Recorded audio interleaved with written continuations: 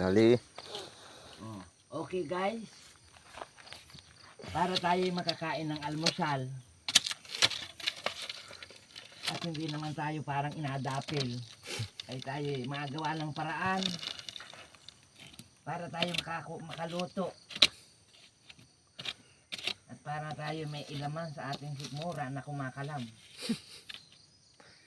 Sa bagay, maraming nangyayari sa Pilipinas na kung ano-ano na laang ang iniisipan kung paano makaluto. At kung paano makaasimbol ng agalutuan. Dito sa Pinas, ganon din. Luto ang taas. Luto pati baba. Oh guys, tingnan ninyo kung paano yung kukulo. Oh. Oh. Yan. Ang masama nito guys, natumba. Siguradong kalam din ang sigmura. Pag ito natumba, parang ang mukha ko ang natutustaan, parang luluto ay. Parang malilitsyon. Nakakarasil na maigi. Ano na, klase naman kalam ari. Siwit. Ay natutustan ang aking mukha. Ay, ano kaya kung tanggalin ito ay? Ngan din.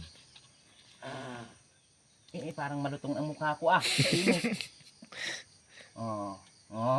Dali yan din. Okay guys, ano kayang mangyayari nito pagkalipas ng mga 25 taong gulang? At ito ating babalikan. Hindi naluto yan ay. Kunin mo yung ating pangulam diyang talakito at ating ihawin na utoy. Wag na nating aksayain ang panahon.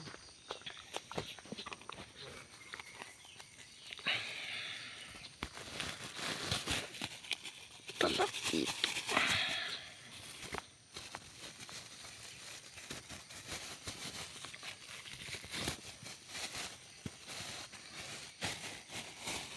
Ay, dead. Okay.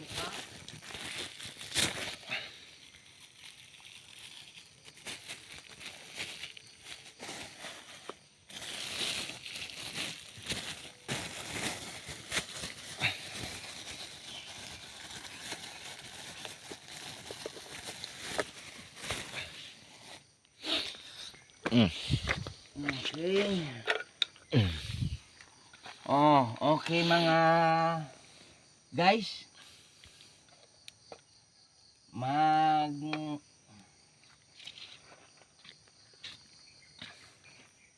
Ihaw muna tayo ng kalakito. Kasi hindi ninyo alam, ito ang pinakamasarap na kaulam ng